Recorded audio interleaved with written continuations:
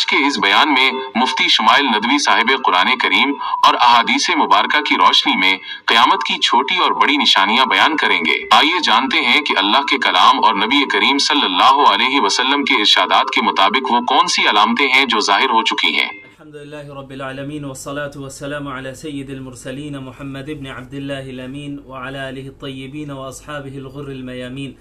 ما اتصلت عین بنظر ووعت اذن بخبر وسلم تسلیما کثیرا کثیرا اما بعد۔ اللہ کے نبی صلی اللہ علیہ وسلم کی احادیث کے مختلف پہلو ہیں، جیسا کہ ہم سب جانتے ہیں کہ آپ صلی اللہ علیہ وسلم نے عقائد کی بھی تعلیم دی، آپ صلی اللہ علیہ وسلم نے عبادات کی بھی تعلیم دی، اور آپ صلی اللہ علیہ وسلم نے معاملات کی بھی تعلیم دی، اور کس طرح ہماری معاشرتی زندگی ہو اس کی بھی تعلیم دی۔ تو آپ صلی اللہ علیہ وسلم کی جو احادیث ہیں ان کے مختلف پہلو ہیں۔ انہی میں سے ایک پہلو ان احادیث کا ہے جس میں آپ صلی اللہ علیہ وسلم نے فیوچر کے متعلق پیشن گوئیاں کی، پریڈکشنز کی۔ آپ صلی اللہ علیہ وسلم نے فیوچر کے متعلق بتایا کہ یہ فتنے وجود میں آئیں گے، یا یہ علامتیں ظاہر ہوں گی، چاہے وہ قیامت کی علامات صغرا سے ان کا تعلق ہو یعنی چھوٹی علامتیں، یا پھر وہ قیامت کی بڑی علامتیں کیوں نہ ہو یعنی جنہیں ہم علامات کبریٰ کہتے ہیں۔ تو احادیث کا وہ پہلو جس میں آپ صلی اللہ علیہ وسلم نے قیامت کی نشانیوں کے متعلق بات کی، علامات کبریٰ کے متعلق بات کی، علامات صغرا کے متعلق بات کی، اور مختلف فتنوں کے متعلق بات کی۔ فتنہ کسے کہتے ہیں؟ فتنہ عربی زبان میں آزمائش کو بولتے ہیں، ٹرائلز کو بولتے ہیں۔ ٹرائل کو فتنہ بولتے ہیں، اس کا پلورل فارم جو ہے اس کی جمع ہے فتن۔ اسی لیے آپ نے سنا ہوگا کہ کتاب الفتن یعنی فتنوں کا باب، فتنوں کی کتاب، یعنی محدثین نے اپنی حدیث کی کتابوں میں ایک باب یہ بھی قائم کیا، ایک چیپٹر یہ قائم کیا جس کا نام انہوں نے رکھا کہ کتاب الفتن یا باب الفتن یا کتاب الفتن والملاحم۔ ملحمہ کہتے ہیں بڑی جنگ کو، گریٹ وار کو ملحمہ، اور اس کا پلورل فارم ہے، اس کی جمع ہے ملاحم۔ تو کتاب الفتن والملاحم یا کتاب الفتن کہا جائے یا احادیث الفتن کہا جائے تو اس سے مراد وہ احادیث ہیں جن میں آپ صلی اللہ علیہ وسلم نے مستقبل کے تعلق سے، فیوچر کے تعلق سے پیشن گوئیاں کی اور پریڈکشنز کی کہ یہ فتنے، یہ آزمائشیں وجود میں آئیں گی اور یہ علامتیں ظاہر ہوں گی۔ تو بہرحال اسے ہم کہتے ہیں احادیث الفتن۔ اس کی بہت اہمیت ہے، خصوصاً آج کے دور میں جو ہم 15ویں صدی میں رہ رہے ہیں، اور ہم جانتے ہیں کہ ہمارے ارد گرد بہت سے فتنے وجود میں آ چکے ہیں، اور جو دجالی فتنہ ہے اور دجالی فتنے ہیں ان کا بھی وجود ہو چکا ہے، اور اس طرح وجود ہو گیا ہے کہ وہ فتنے، دجالی فتنے پوری دنیا میں پھیل گئے، اور اب بس انتظار ہے دجال کی شخصیت کے خروج کا، کہ اب بس اسی کا نکلنا باقی ہے۔ باقی آپ صلی اللہ علیہ وسلم نے قیامت کے متعلق جو چھوٹی نشانیاں بیان کی ہیں، جنہیں ہم علامات صغرا کہتے ہیں، کہ جو چھوٹی نشانیوں میں ان کا شمار ہوتا ہے، انہیں ہم علامات صغرا کہتے ہیں۔ تو یہ علامات صغرا جو ہیں تقریباً 99% پوری ہو چکی ہیں آج کے دور میں، یعنی ہم 15ویں صدی میں ہیں۔ ہم اگر پیچھے اپنے دیکھیں، پوری تاریخ کو دیکھیں اور آپ صلی اللہ علیہ وسلم کی احادیث کو پیش نظر رکھیں تو ہمیں معلوم ہوتا ہے کہ جو علامات صغرا ہیں، چھوٹی نشانیاں ہیں، وہ تقریباً 99% پوری ہو چکی ہیں، اور 1% میں بڑے احتیاط کے ساتھ کہہ رہا ہوں کہ باقی ہیں، اور اس کے بعد پھر علامات کبریٰ کا یعنی آغاز ہوگا۔ اور علامات کبریٰ کے متعلق آپ لوگ جانتے ہی ہیں، جو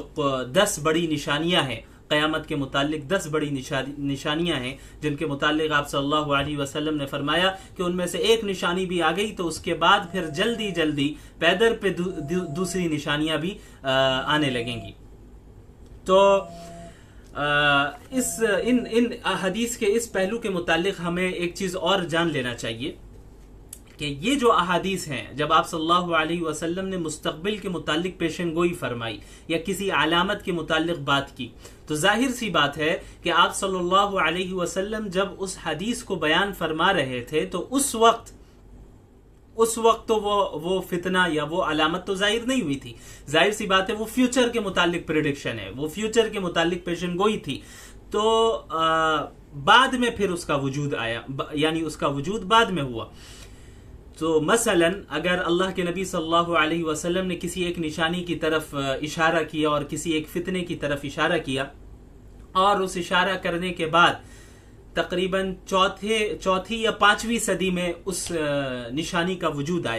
وجود ہوا یا اس فتنے کا وجود ہوا، تو ظاہر سی بات ہے کہ جو اس کے وجود سے پہلے جو زمانہ گزرا ہے اور جو علماء گزرے، انہوں نے اپنے زمانے کے اعتبار سے اور ان کے پاس جو قرآن و حدیث کا علم تھا اور جو بصیرت اللہ تعالیٰ نے انہیں عطا کی تھی، اس کے مطابق انہوں نے تشریح کی. اس حدیث کی تشریح مطلب ایکسپلینیشن، اس حدیث کی ایکسپلینیشن، اس کی تشریح انہوں نے اپنے علم کے مطابق کی، حالانکہ وہ فتنہ یا وہ نشانی اس وقت تک ظاہر نہیں ہوئی تھی، وہ نشانی ان کے زمانے میں وجود میں نہیں آئی تھی، تو انہوں نے اپنے اعتبار سے اس کی تشریح کر لی. لیکن بعد میں جب اس کا وجود ہو گیا تب 100% ہمیں معلوم چل گیا کہ آپ صلی اللہ علیہ وسلم نے جو یہ بات ارشاد فرمائی تھی، اس سے مراد یہی فتنہ ہے، اس سے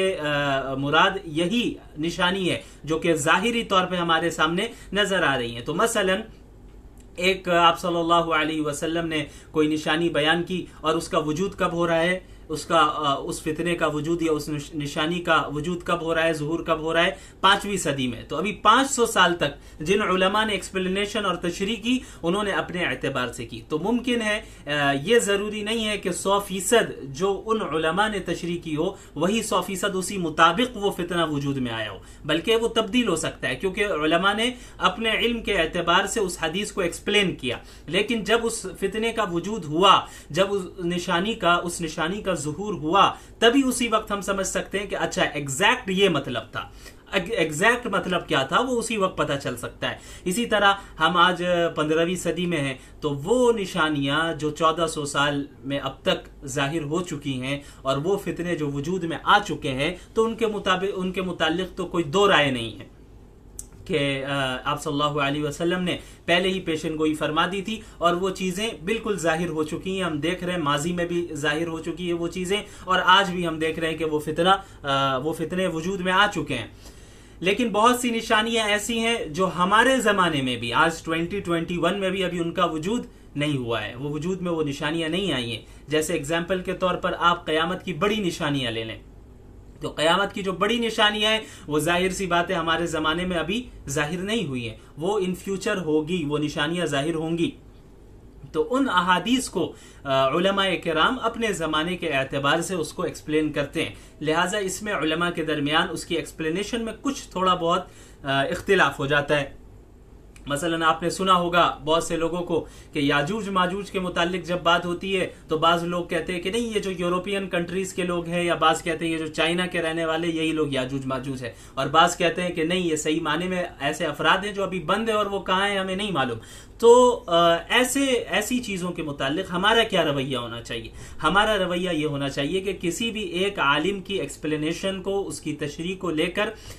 دیگر تمام علماء کی رائے کی تردید نہیں کرنی چاہیے، کیونکہ اس کا تعلق فیوچر سے. ہاں، اس بات کی پاسبلٹی ہے کہ فلاں عالم دین جو بات ارشاد فرما رہے ہیں ایسا سچ ہو سکتا ہے، اور فلاں جو کہہ رہے ہیں وہ بھی سچ ہو سکتا ہے. لیکن دونوں میں سے زیادہ صحیح رائے کون سی ہے، یعنی صحیح رائے بالکل کون سی ہے، یہ تو اسی وقت ہمیں معلوم چلے گا جب اس فتنے کا وجود ہو جائے گا، جب وہ نشانی ظاہر ہو جائے گی. تو اس سے پہلے کسی ایک رائے پر حتمی فیصلہ کر دینا کہ نہیں، فلاں عالم دین نے یاجوج ماجوج کے متعلق جو رائے دی ہے بس وہی صحیح ہے، اس کے متعلق کوئی رائے صحیح نہیں ہے، یہ زیادتی ہوگی. ایسا کرنا مناسب نہیں ہے، کیونکہ اس کا تعلق فیوچر سے، اور فیوچر اللہ کے سوا کوئی نہیں جانتا، اور وحی کا سلسلہ منقطع ہو چکا ہے. اللہ تعالیٰ فیوچر کے متعلق اگر کوئی بات بندوں کو بتاتے تو اللہ کے نبی صلی اللہ علیہ وسلم کے ذریعے بتاتے، لیکن اب نبوت کا سلسلہ بند ہو چکا ہے، تو اب فیوچر کے متعلق کوئی دعویٰ نہیں کر سکتا، اس کا علم صرف اللہ کے پاس ہے. تو اب کون سی ایکسپلینیشن، کون سی تشریح صحیح ہے ان فتنوں کے متعلق جو فتنے ابھی وجود میں نہیں آئے ہیں، جن کا تعلق مستقبل سے ہے، تو وہ تو اسی وقت ہمیں پتہ چلے گا. لیکن ہم تمام علماء کے آراء کو، ان کی اوپینینز کو ہم پاسبلٹی کے طور پہ ضرور لے سکتے ہیں کہ فلاں عالم دین کی اس فتنے کے متعلق، اس نشانی کے متعلق یہ رائے ہے، اس بات کا امکان ہے کہ یہ بات صحیح ہو. اسی طرح فلاں عالم دین کی یہ بات ہے، یہ رائے ہے، اس بات کا امکان ہے کہ ان کی رائے صحیح ہو. ہاں، ہم یہ کہہ سکتے ہیں کہ ان میں سے زیادہ بیٹر اوپینین کون سا ہے، ان میں سے زیادہ بہتر رائے کون سی ہے، ہم یہ تو کہہ سکتے ہیں، لیکن کسی ایک عالم دین کی رائے کو لے کر ہم اس طرح کا فیصلہ کریں کہ باقی تمام علماء کی رائے کو یعنی تردید کر دیں اس کی اور اسے رد کر دیں، یہ درست نہیں ہے، کیونکہ ان نشانیوں کا تعلق مستقبل سے ہے جو ہمارے زمانے میں ان نشانیوں کا اب تک وجود نہیں ہوا ہے۔ اور میں نے بتایا کہ جو نشانیاں وجود میں آلریڈی آ چکی ہیں تو پھر ظاہر سی بات ہے اس میں کوئی دو رائے نہیں ہے۔ تو یہ رویہ ہمارا ہونا چاہیے احادیث الفتنی والملاحم کے تعلق سے خصوصاً۔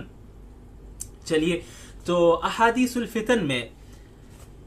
ایک سب سے پہلے تو ہمیں ایک بہت ہی اہم حدیث ہمارے سامنے ہے، اسے ہمیں پڑھنا چاہیے، اسے ہمیں سمجھنا چاہیے کہ آپ صلی اللہ علیہ وسلم نے جو پیشن گوئیاں کی ہیں اس کا کیا مطلب ہے۔ ایک چیز یہ بھی ہمیشہ یاد رکھیں، آپ صلی اللہ علیہ وسلم کی جتنی بھی پیشن گوئیاں ہیں، پریڈکشنز ہیں فیوچر کے متعلق، وہ صرف خبر نہیں ہے، صرف انفارمیشن نہیں ہے، یعنی ایسا نہیں ہے کہ آپ صلی اللہ علیہ وسلم نے بتا دیا کہ بھئی ایسا ہوگا تو بس ہونا ہے اور ہمیں کوئی فکر کرنے کی ضرورت نہیں، بلکہ احادیث الفتن کا جو پہلو ہے، یعنی احادیث کا وہ پہلو جس کا تعلق فتن اور ملاحم سے ہے، ان احادیث کے پھر دو پہلو ہیں۔ ایک پہلو تو یہی ہے کہ اس میں آپ صلی اللہ علیہ وسلم نے خبر دی، انفارمیشن ہے، یہ خبر ہے کہ مستقبل میں یا قیامت کے قریب یا مستقبل میں ایسا ہونا ہے، یہ چیز وجود میں آئے گی، یہ فتنہ وجود میں آئے گا، یہ نشانی ظاہر ہوگی۔ ایک تو خبر ہے، انفارمیشن ہے، لیکن دوسرا پہلو اس میں تنبیہ ہے، تحذیر ہے کہ امت مسلمہ کو متنبہ بھی آپ صلی اللہ علیہ وسلم نے کر دیا کہ دیکھو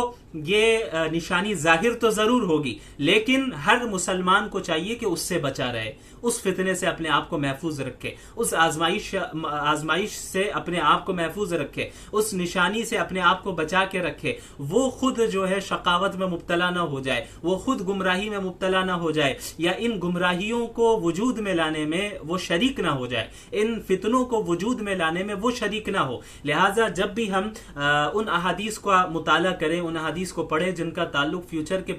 میں یعنی پیشن گوئیوں سے ہے، پریڈکشن سے ہے، فیوچر کے فتنوں سے ہے، آزمائشوں سے ہے اور نشانیوں سے ہے، تو پھر ہمیں اس میں دونوں چیزوں کی رعایت کرنی چاہیے۔ پہلی چیز تو یہی ہے کہ ہاں آپ صلی اللہ علیہ وسلم نے یہ پیشن گوئی فرمائی ہے تو یہ 100% صحیح ہو کر رہے گی، چونکہ آپ صلی اللہ علیہ وسلم کا قول ہے اور یہ آپ صلی اللہ علیہ وسلم نے ایک انفارمیشن، ایک خبر ہمیں دے دی ہے۔ اور دوسرا پہلو کیا ہونا چاہیے کہ ہم اپنے آپ کو محفوظ رکھیں، اپنے ایمان کی حفاظت کریں، اپنے گھر والوں اور دیگر مسلمانوں کی حفاظت کی فکر کریں کہ ان فتنوں میں ہم مبتلا نہ ہو جائیں، ان فتنوں سے ہم اپنے آپ کو محفوظ رکھیں۔ ظاہر تو ہونا ہے،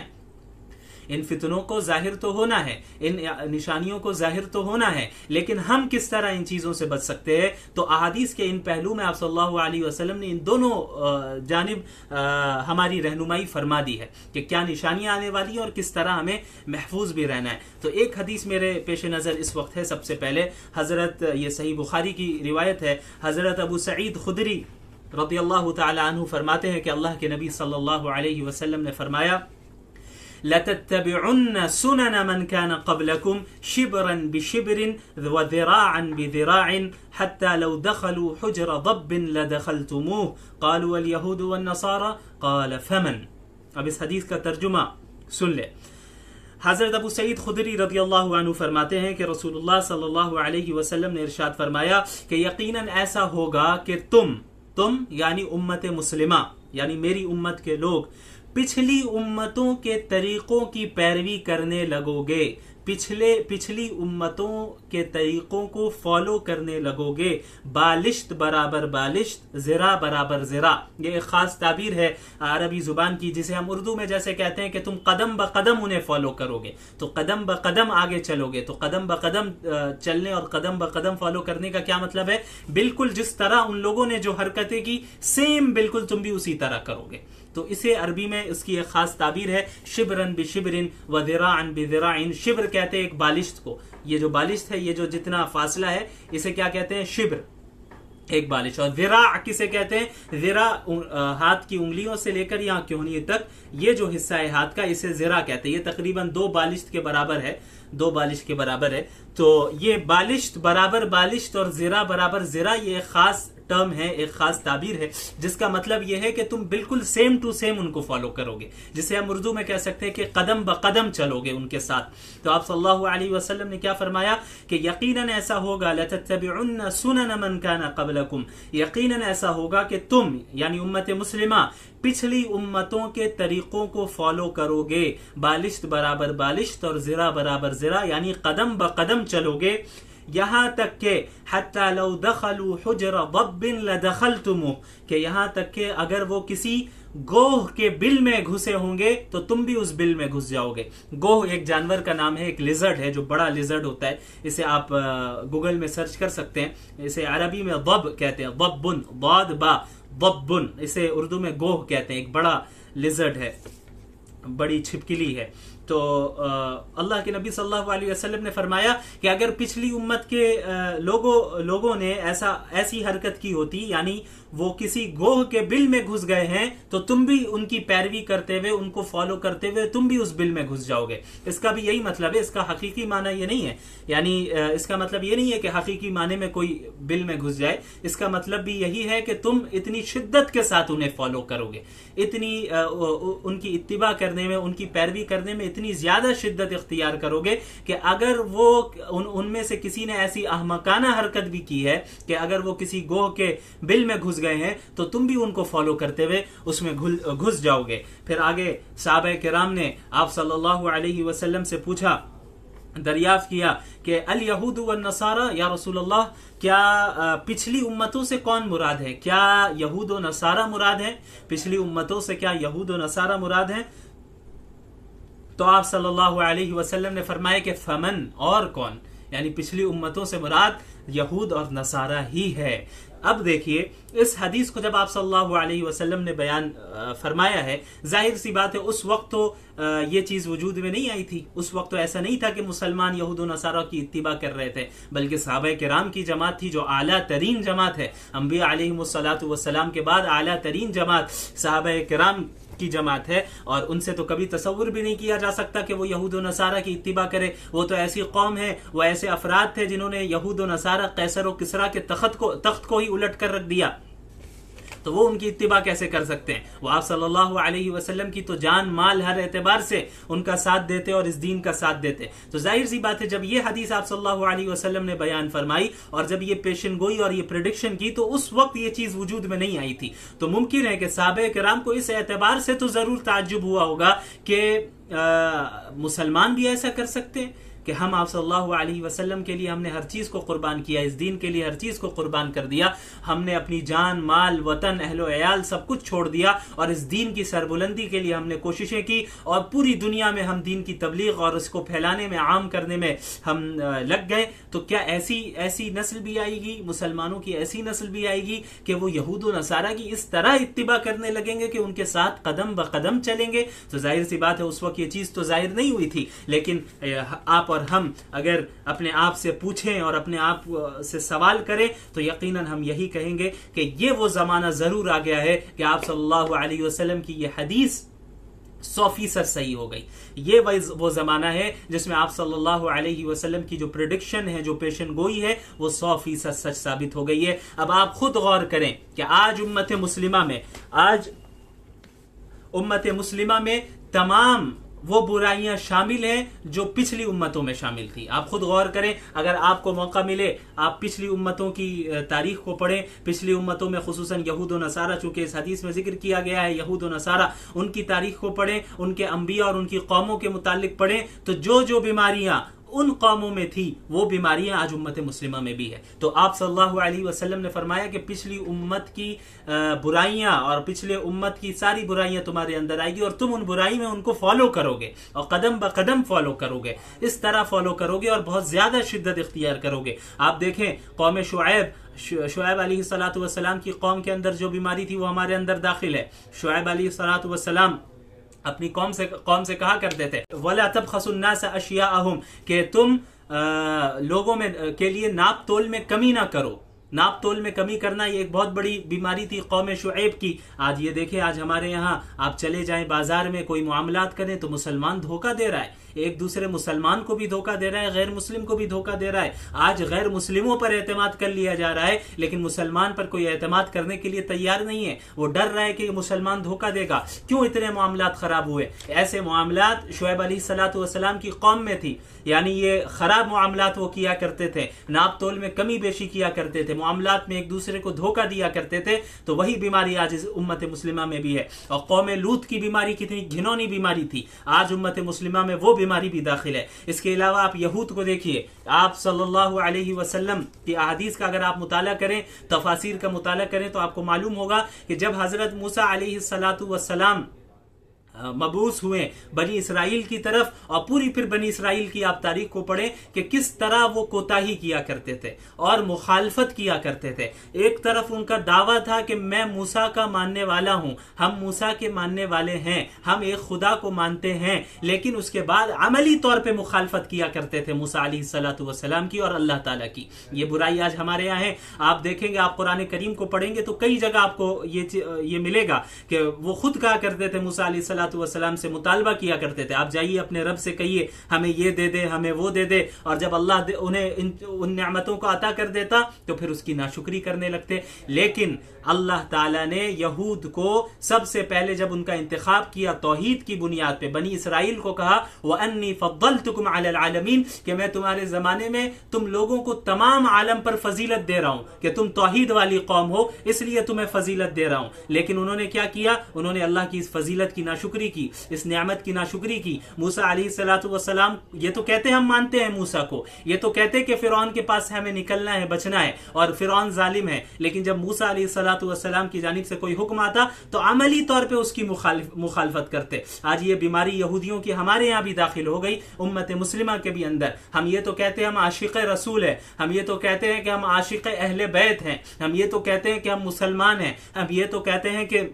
قرآن اور حدیث پر ہمارا ایمان ہے، لیکن عملی طور پہ ہم اس کی مخالفت کرتے ہیں. اسلام کہتا ہے نماز پڑھو، ہم عملی طور پہ نہیں پڑھتے. اسلام کہتا ہے حجاب پہنو، ہم عملی طور پہ نہیں پہنتے. اسلام کہتا ہے داڑھی رکھو، ہم عملی طور پہ نہیں رکھتے. اسلام کہتا ہے کہ تم اپنے معاملات کو سدھارو، ہم عملی طور پہ نہیں کرتے. اسلام کہتا ہے اپنے خاندانی اور معاشرتی زندگی کو سدھارو، ہم ایسا عملی طور پہ نہیں کرتے. اسلام کہتا ہے جھوٹ نہ بولو، ہم عملی طور پہ جھوٹ ہی بولتے ہیں. اسلام کہتا ہے کہ ایک دوسرے کو دھوکہ نہ دو، لیکن اسلام کی اس تعلیم کو ہم قبول نہیں کرتے. اگرچہ ہم یہ کہتے ہیں کہ ہم مسلمان ہیں تو عملی طور پہ ہم بھی اسی طرح مخالفت کر رہے ہیں جس طرح یہود کیا کرتے تھے. اور رسول اللہ صلی اللہ علیہ وسلم نے فرمایا لَتَتَّبِعُنَّ سُنَنَ مَنْ كَانَ قَبْلَكُمْ شِبْرًا بِشِبْرٍ، کہ تم اپنی پچھلی امتوں کے طریقوں کو 100% قدم بقدم ان کی پیروی کرو گے، انہیں فالو کرو گے. لہٰذا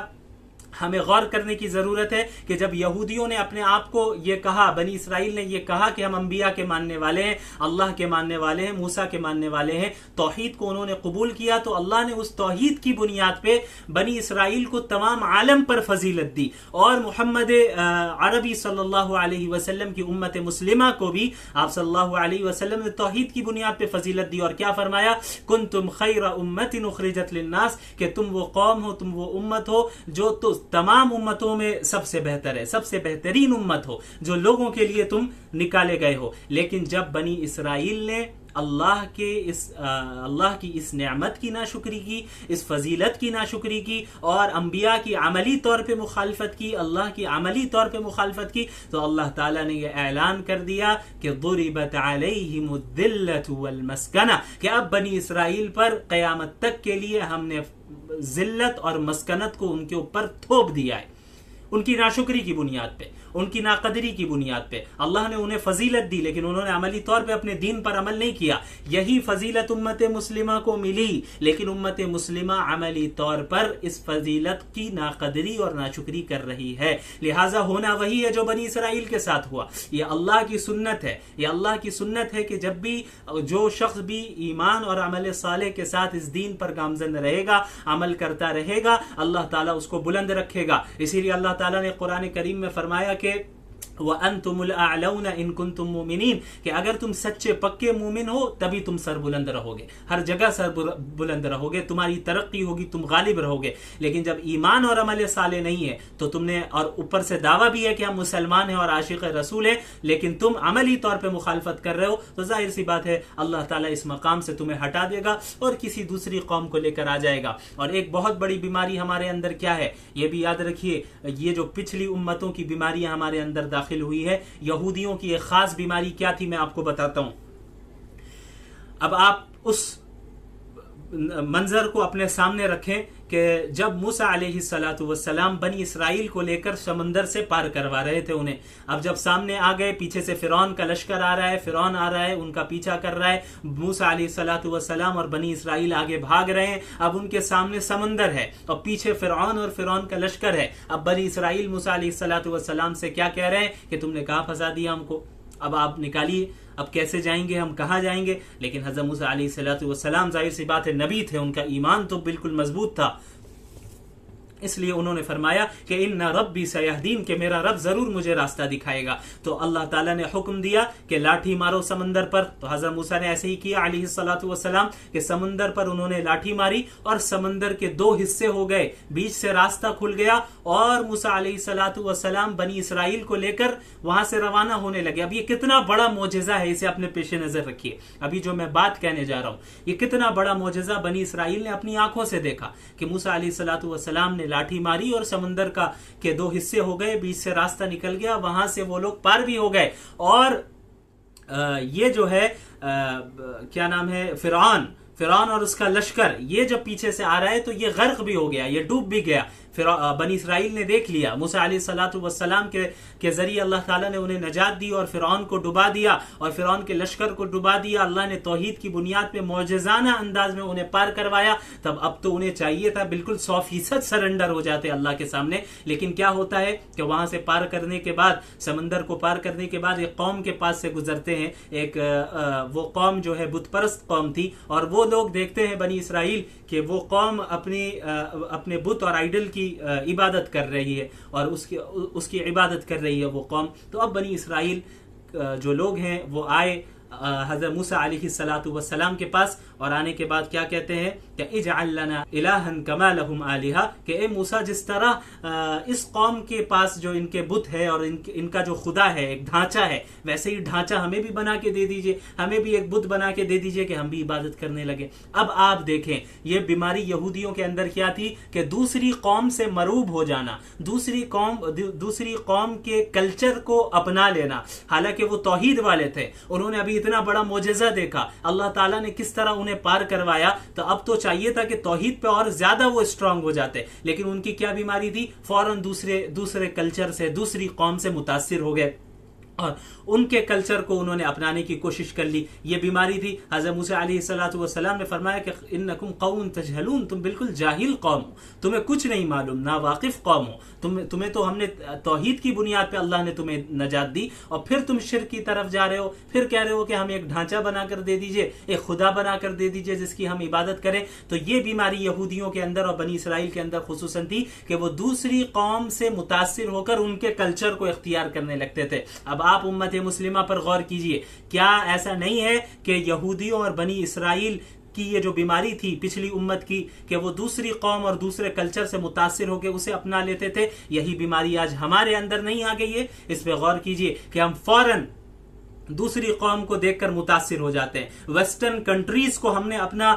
مقتدا سمجھ لیا ہے، ہم اپنا امام سمجھ لیا ہے کہ یہ جو ویسٹرن کنٹریز ہیں یہ ہمارے لیے ہمیں لیڈ کریں گے، یہ دنیا کو لیڈ کرنے والے ہیں، اور ہم غیروں کے کلچر کو اختیار کرنے لگ رہے ہیں کیونکہ ہم احساس کمتری کے شکار ہیں. ہم نہیں جانتے ہماری تاریخ کیا ہے، ہماری ہسٹری کیا ہے، ہمارا کیا مقام ہے. توحید کی بنیاد پہ اللہ نے ہمیں پوری دنیا، پورے عالم میں ہمیں فضیلت دی، ہمیں یہ معلوم ہی نہیں ہے. اس لیے فوراً کسی قوم کو دیکھا غیروں کے رسم و رواج کو اختیار کر لیتے ہیں. مسلمان ہیں، اچھے خاصے ہیں، لیکن برتھ ڈے پارٹی میں ضرور جائیں گے، لوگوں کو وش ضرور کریں گے، اینیورسری ضرور منائیں گے، شادیوں کو غیر شرعی طور پہ کریں گے اور غیروں کے کلچر اور طریقوں کو اختیار کریں گے. اور پلس یہ کہتے ہیں کہ کیا حرج ہے، کیا حرج کی بات ہے. آپ کو سمجھ میں آ گیا. رسول اللہ صلی اللہ علیہ وسلم نے یہی پیشن گوئی فرمائی، لَتَتَّبِعُنَّ سُنَنَ مَنْ كَانَ قبلکم کہ تم ضرور بالضرور پچھلی امتوں کے طریقوں کی 100% پیروی کرو گے، اس کے قدم بقدم چلو گے. تو یہ صرف ایک خبر نہیں ہے، یہ صرف انفارمیشن نہیں ہے،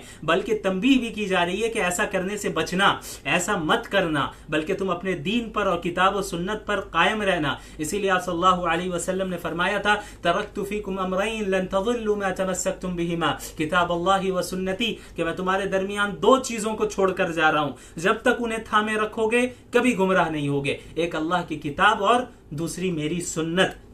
لہٰذا آپ صلی اللہ علیہ وسلم کی سنت اور اللہ کی کتاب کو تھامے رکھنا ہے، اور دوسرے کلچر سے اور دوسری قوم کی رسم و رواج سے ہمیں متاثر نہیں ہونا ہے. ہم نے ترقی کا معیار یہ سمجھ لیا ہے کہ جس کنٹری میں اونچی اونچی بلڈنگز ہوں، جہاں اونچی اونچی عمارتیں ہوں اور جہاں پہ لوگ زیادہ پیسے کماتے ہوں وہی ترقی یافتہ ہے. تو یہ جو ترقی کا جو معیار ہمارے ذہن میں ہے یہی غلط ہے، ہم نے ترقی کا مطلب ہی نہیں سمجھا ہے. لہٰذا آپ یاد رکھیے کہ مکمل ترقی اسی وقت ہے کہ جب ہم اور آپ 100% اس دین پر عمل کریں گے اور پچھلی امتوں کی ان کی سنتوں اور پچھلی امتوں کے طریقوں سے اپنے آپ کو بچائے رکھیں گے اور رسول اللہ کی سنت اور صحابہ کرام کی سنت کو تھامے رکھیں گے. تو یہ وہ حدیث ہے جو ایک پیشن گوئی ہے جو آج ہم دیکھ رہے ہیں کہ 100% صحیح ثابت ہو گئی.